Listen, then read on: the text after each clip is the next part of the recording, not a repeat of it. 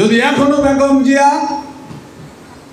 মাঠে নামে, পৃথিবীর কোন শক্তি জনশোককে আটকায়া রাখতে পারবে না।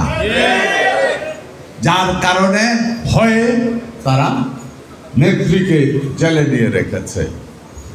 আমার নেত্রী বেগম খালেদা জিয়া, আপনারা দেখছেন, মানুষ জানে ওনাকে সম্পূর্ণ একটা মিথ্যা মামলায়, 100% মিথ্যা। আপনার টাকাও তো আপনি এই ব্যাংক থেকে ওই ব্যাংকে নেন, উনি ওইটার চেয়ারম্যান ছিলেন। স্বভাবতই কোনো কারণে হয়তো এক ব্যাংক থেকে আরেক ব্যাংকে ট্রান্সফার করা হয়েছে। ওই টাকা কিন্তু এখন 5 গুণ হয়ে আছে। টাকা ঠিক আছে, কিন্তু ব্যাংক কেন সরাইল?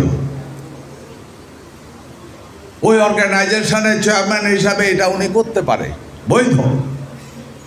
উসুল্লা খুঁজে ওনাকে জেল দিল।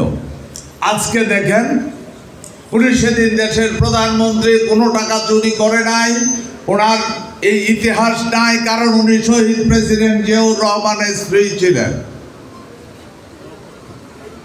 ওনাকে জেলে দেওয়া হলো, অথচ আজকে তাদের একজন ডিপার্টমেন্টের হেডের হাজার হাজার কোটি টাকা পাওয়া যাইতেছে।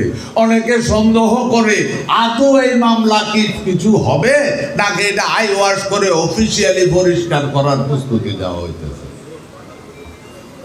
অনেকেই সন্দেহ করে। নেত্রীকে জেলে পুরে রাখা হইল। অ্যাকচুয়ালি নেত্রীকে জেলে পুরে রাখার একমাত্র কারণ, এরা জানে